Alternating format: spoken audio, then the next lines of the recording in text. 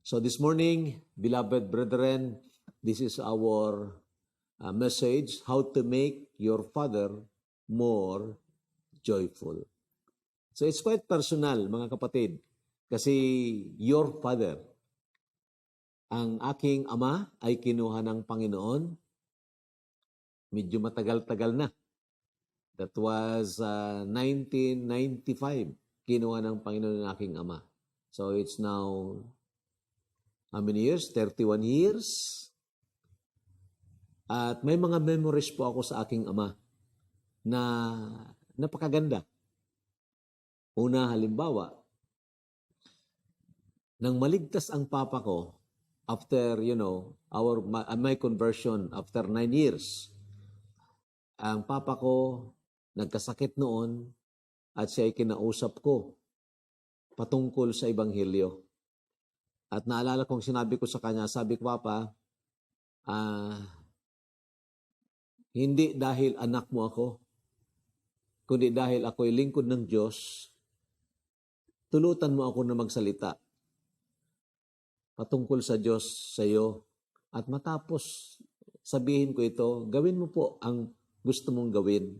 Pwede mo po akong paluin dahil nagsalita po ako sa iyo. Pwede mo kung anong gusto mong gawin. Pero sabihin ko po sa iyo, mahal po kita. And then I started telling him about the Lord Jesus Christ. And of course, sa kalagitnaan ng aming pag-uusap, sinabi niya sa akin, nagtunay na ako kay Jesus. So yun, that's a great memory for me. And of course, ang papa ko, dahil may sakit na during that time, and then nakapaglingkod pa siya sa Panginoon for about 7 years. Pero in that 7 years, I also have a good memory sa kanya bilang Christian father. Nagkasakit siya. Wala kaming kapera-pera noon. Wala siyang pera. Ayaw niya magpadala ng hospital. Pero nang sabihin ko sa kanya, Pa, mayroong pera. Dalhin kita sa ospital. And of course, mayroong pera kasi ang misis ko nag-loan. Nag-loan noon sa DepEd. Kaya nagkaroon kami ng pera. Sabi ko, dalhin kita sa ospital. At pumayag siya na dalhin namin siya sa ospital. And again, that's a good memory na nakita ko na alaala ko sa aking ama. You know, very personal nga ito mga kapatid at mga kaibigan. Alam ko na mayroon din kayong mga memories sa inyong father.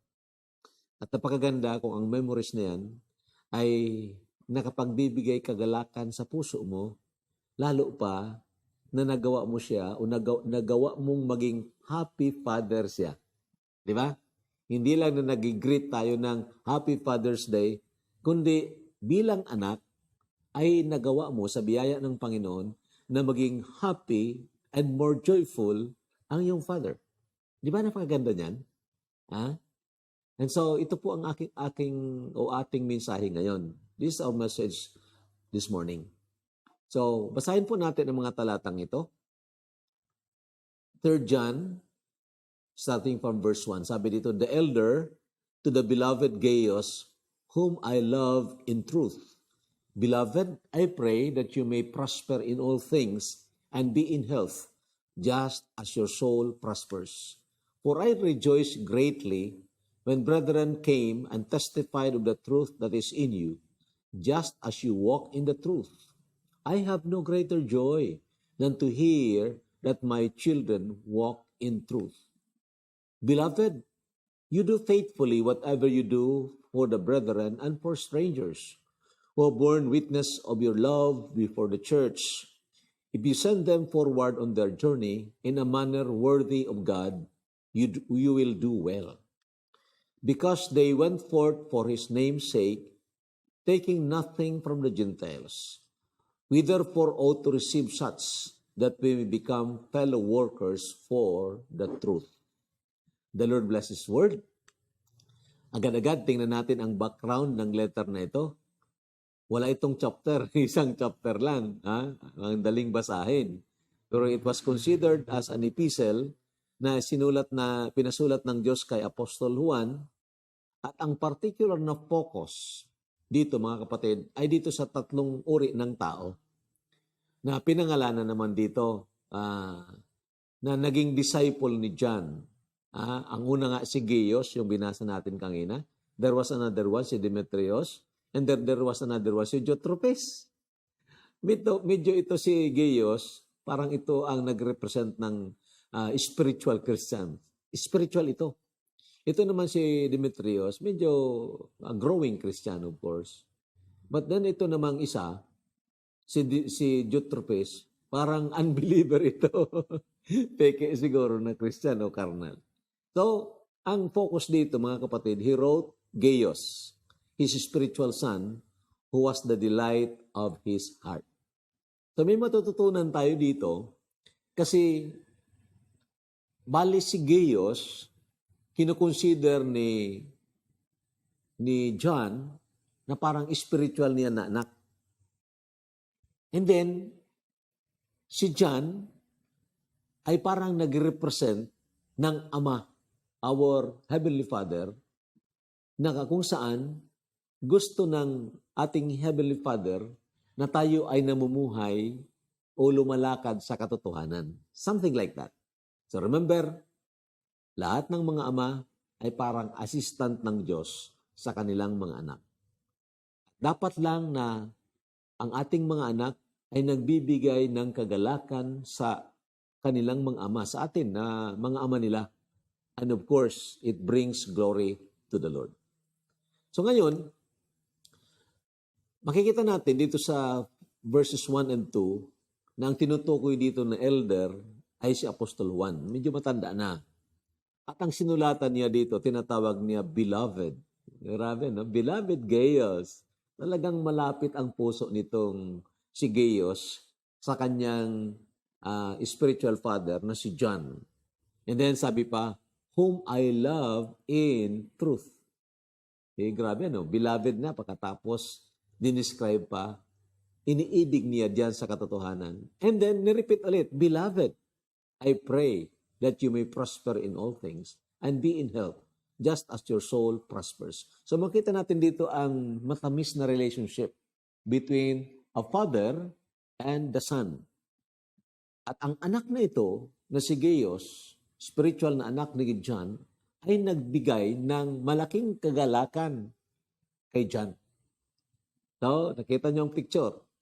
Sabi ng verses 3 and 4, for I rejoice greatly when brethren came and testified of the truth that is in you. Grabe. So, natuwa ako, sabi niya, ng grabing kagalakan. Nang ang mga kapatiran ay nagpatotoo, pumunta dito sa akin at nagpatotoo, na ang katotohanan ay nandyan sa iyo.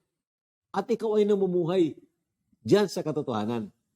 So nakita agad natin dito itong intimate relationship at ang dahilan kung bakit puspos ng kagalakan itong spiritual father na si John. Sabi niya, I have no greater joy than to hear that my children walk in truth. Ngayon, itong ating pag-usapan, how to make your father more joyful. Ano kaya? Paano mo magagawa ang iyong ama, physical father, halimbawa, or spiritual father, that will reflect doon sa ating ama sa langit, our, Heavenly Father. How to make your father more joyful? Number 1, dapat ma-realize natin na hindi lang ito sa pamamagitan ng pagbibigay sa kanya ng material na mga bagay o pagpresenta sa kanya ng iyong mga nagawa, mga kabutihang nagawa sa inyong profession halimbawa. It is not, or it's more than giving him material things or presenting to him your great professional achievement. Anong ibig sabihin yan? Halimbawa, ikaw ay anak at talagang mabait ka na anak at binigyan mo siya o medyo pinagpala ka ng Panginoon at binigyan mo ng malaking halaga ang iyong ama. Siyempre, nakatutuwa po yun. Nagagalak ang iyong ama patungkol dyan. Dahil nga, yun, hindi naman bayad na parang nagbabayad ka ng utang sa kanya, but rather an expression of your gratitude to him. At siyempre, natutuwa ang ama. And then, of course, nakita niya na ikaw ay lumago sa iyong profession, ay talagang pinagpala ka, naging CEO ka, Chief Executive Officer ng isang malaking kumpanya. Wow! Siyempre, puspos ng kagalakan ang iyong ama. At maaaring sabihin natin, ikaw ay medyo naging international figure, nakakalibot ka kung saan-saang lugar ng mundo. Medyo may tinatawag amor proprio ang iyong ama niyan. Natutuwa ang iyong ama niyan. However, kung hanggang doon lang at ang iyong ama ay tunay na mananampalataya, mayroon pa siyang hinahangad na sana nandyan sa iyo para magkaroon siya ng lubos na kagalakan. Tandaan ninyo yan, ha? It's more than giving him material things or presenting to him your great professional advancement. So, saan natin makikita yan? Tingnan nyo ito, balikan natin muli itong verses 1 and 2. Sabi ni John sa kanyang beloved Gaius, sabi niya, "Beloved, I pray that you may prosper in all things." So, pag nanasa din o kaya desire din ng isang ama na ang kanyang anak ay talagang umasenso sa lahat ng bagay. Okay? Tandaan niyo yan. It's not wrong na magbigay ka ng material na mga bagay at magkaroon ng katuwaan ang iyong papa tungkol dyan. At ikaw ay pagpalain ng Diyos ng mabuting kalusugan. Be in health, sabi ni John dito. So material and physical things. Just as your soul prospers. So natutuwa si John na ang kanyang spiritual na anak na si Gaius ay pinagpalat ng Panginoon sa lahat ng bagay. Maging physical man o material, and of course, spiritual.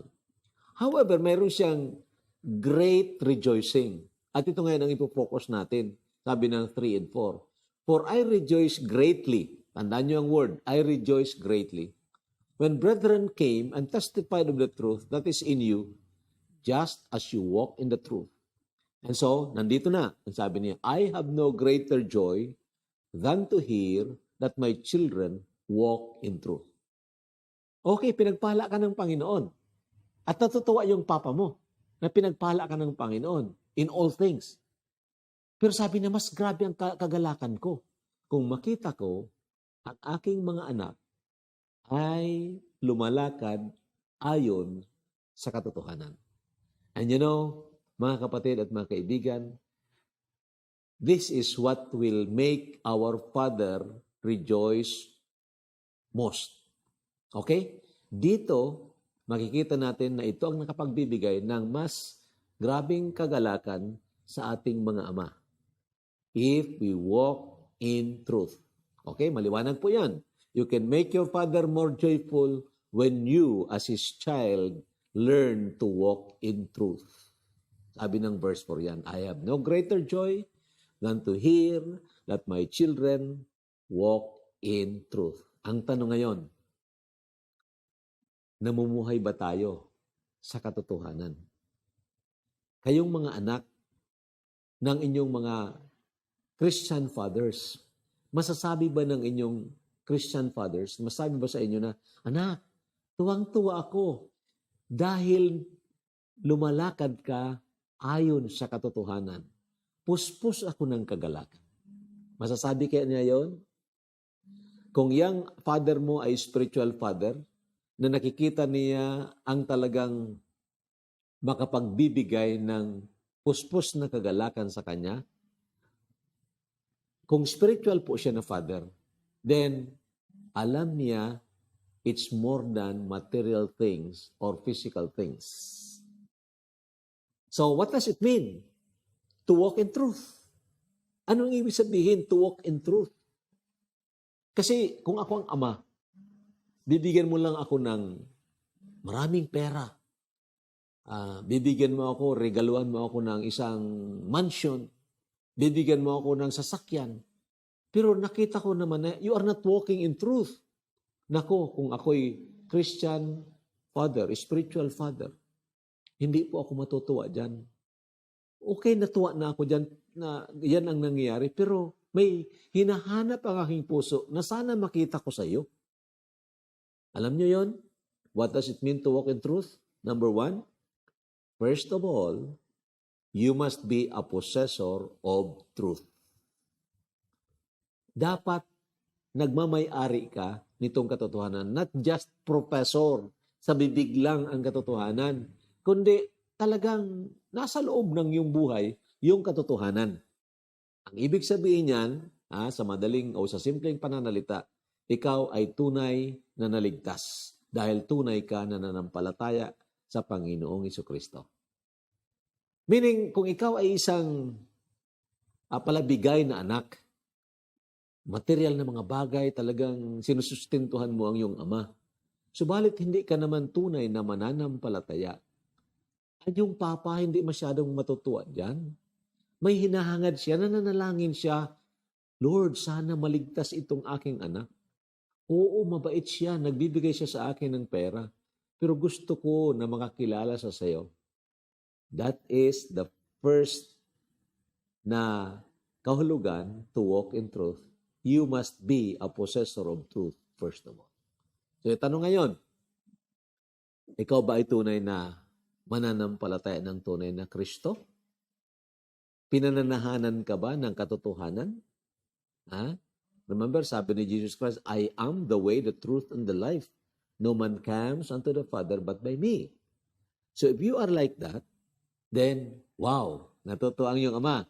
You are a true believer of the Lord Jesus Christ. Saan natin ito nakita? Dito, sa verse 3. Sabi niya dito, For I rejoice greatly when brethren came and testified of the truth that is in you. So maliwanag po, sabi ni John, natutuwa ako ng gusto kasi pinahayag sa akin ng mga mananampalataya na pumunta sa akin at patotohanan na talagang ang katotohanan ay nandiyan sa iyo. Nandiyan kay Gaius, just as you walk in the truth. Sana nga, lahat ng mga nanonood sa akin ng mga anak ngayon, ay possessor of truth. Not just professor sa bibig lang. Okay? Pangalawa, what does it mean to walk in truth? Number 2, grow in the grace of God and become a mature Christian. Anong ibig sabihin nito?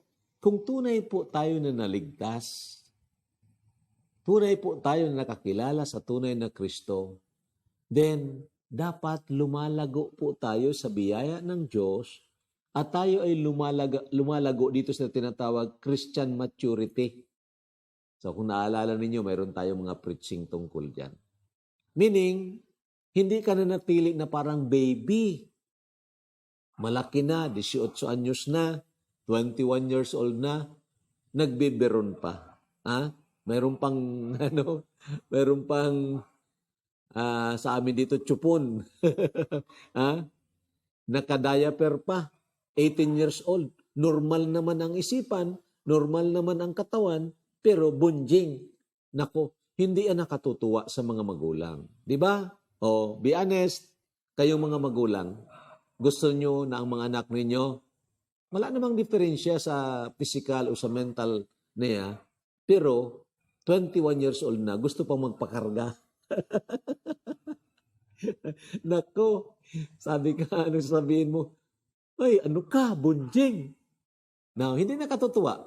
Samantalang kung ikaw ay lumago, natututo ka ng responsibilidad, hindi ka na dapat utusan, ikaw mismo nagbo-volunteer na tumulong sa papa mo, tumulong sa mama mo.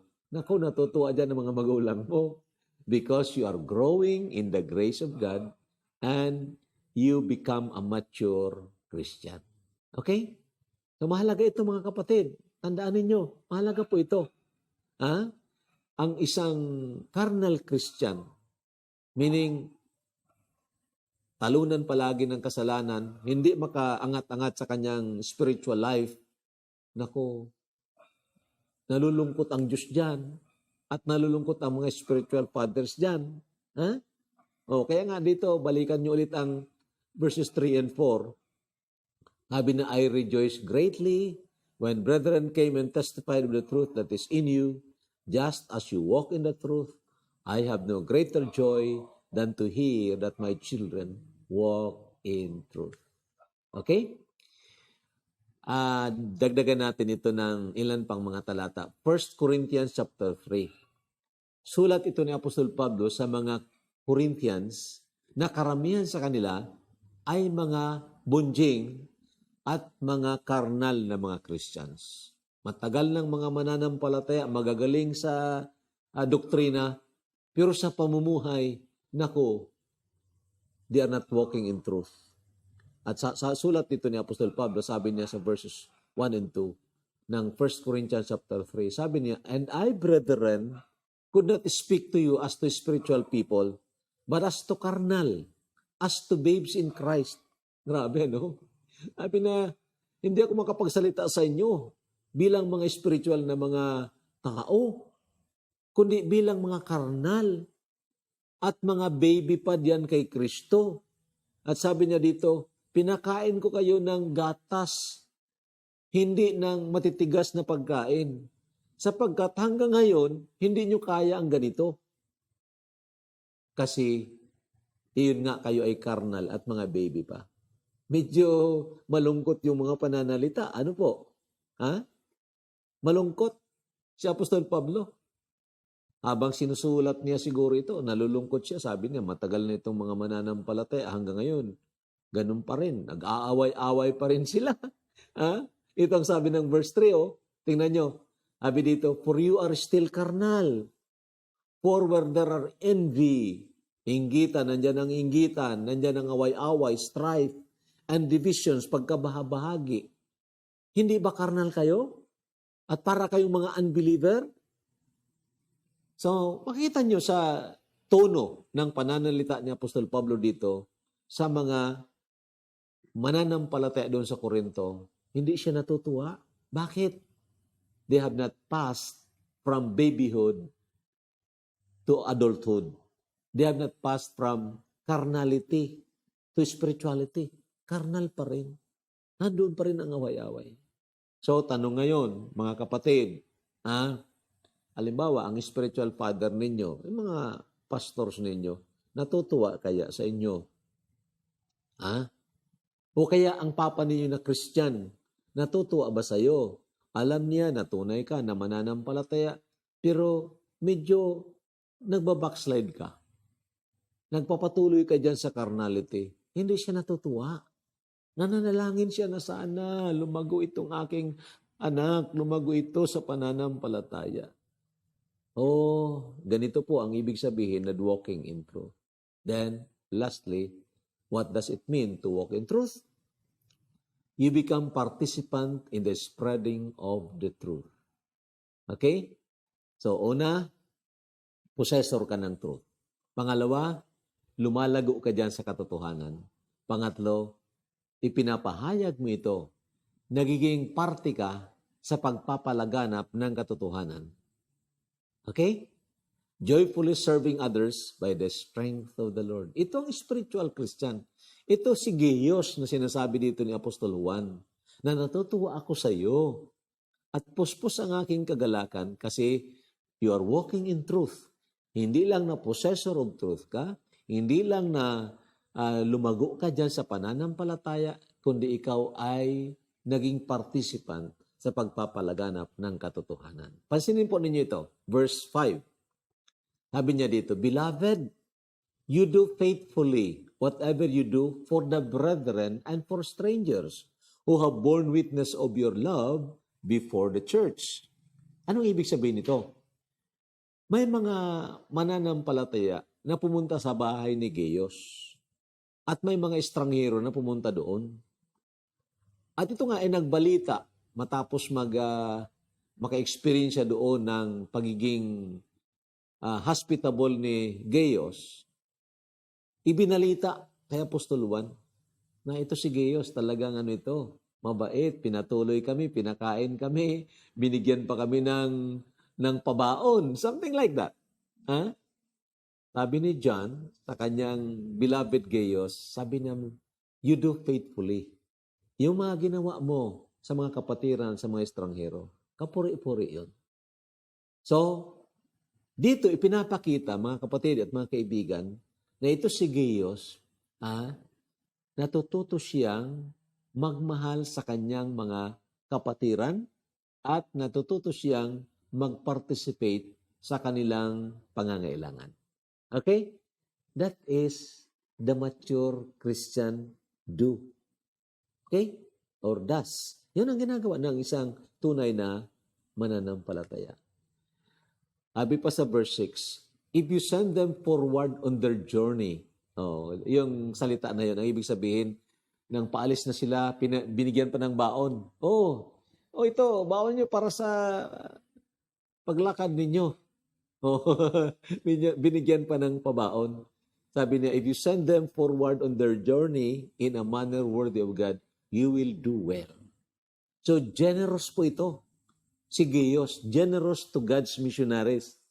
So, magtatanong tayo ngayon, kumusta po kayo na mga mananampalataya na nagsasabi, ako ay natuto, possessor ako ng katotohanan. Ako ay lumalago diyan sa katotohanan. Ang tanong, are you participating in spreading forth the truth? Kung ako ang iyong spiritual father at nakikita ko na, oo nga, pinagpapala ka ng Panginoon, may material na mga bagay, at grabe ka magbigay, magbigay ka ng tithes mo, magbigay ka ng offering mo. And then, of course, you are living a life na pleasing to the Lord. Wow! Puspos tayo ng kagalakan dyan, di ba? Bakit? Hindi dahil nagbigay ka ng pera per se, no? Hindi naman yan pumunta sa pastor.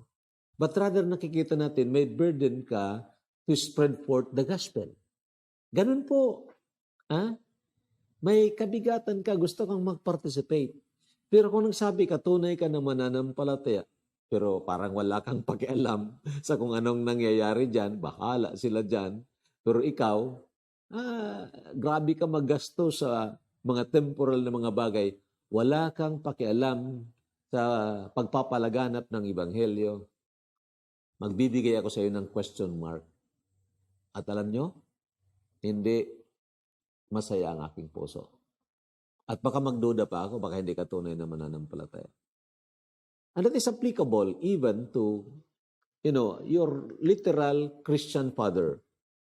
Ang Christian father, kung anak niya ay tunay na naligtas, pero hindi naman naglilingkod sa Panginoon, hindi yan masaya. Hindi yan masaya. Kasi gusto ng mga tunay na mga Christian fathers na hindi ka lang dapat maligtas. Kailangan kang lumago at kailangan kang maging trabahador ng Panginoon. Okay? Tingnan niyo itong verse na ito. 7 and 8. Dito tayo magtatapos. Sige, sabi dito. Because they went forth for His name's sake. They went forth for His name's sake. Itong mga missionaries. Taking nothing from the Gentiles. Hindi sila nakikilimos. Hindi sila parang nagdi-deputize. Humingi. Hindi. They went forth for His name's sake. Meaning dahil sa pangalan ng Panginoon. Then sabi niya, we therefore ought to receive such that we will become fellow workers for the truth. Anong ibig sabihin ng fellow workers for the truth? You become participant sa pagpapalaganap ng katotohanan. Either, sabi ko nga sa inyo, kahit na isang basong tubig na malamig, na ibinigay mo sa isang bata in the name of a disciple, sabi ng Panginoon, surely you will have your reward. So dito natutuwa, lalo pang natutuwa, ang ating mga magulang, Christian na mga magulang, Christian fathers, kung ang kanilang mga anak, possessor of truth, they are growing in the truth, and they are participating in the spread of the truth. Ang tanong ngayon, ganito ba tayo? Remember, sabi ko sa inyo, ang mga fathers natin dito sa sanlibutan are but deputies or assistant ng Ama, ng Heavenly Father sa langit. And they are only to reflect ng kabutihan ng ating Heavenly Father. At tayong mga ama, hindi magiging sukdulan ang ating kagalakan kung ang ating mga anak ay hindi tunay na mananampalataya. So dapat manalangin tayo palagi na sa mga anak natin na hindi pa tunay na mananampalataya ay talagang magtunay sila. At kung sila ay tunay na, then kailangang mapalaki sila, mga na lumago, maging mga mature Christians, and they be channeled to serve the Lord, to be participant of the truth. Makatulong sana ito, mga kapatid at mga kaibigan, dito sa ating tinatawag celebration of Happy Father's Day. Do we really make our fathers more joyful? Ikaw pang sasagot niyan. Maraming salamat po. God bless us all.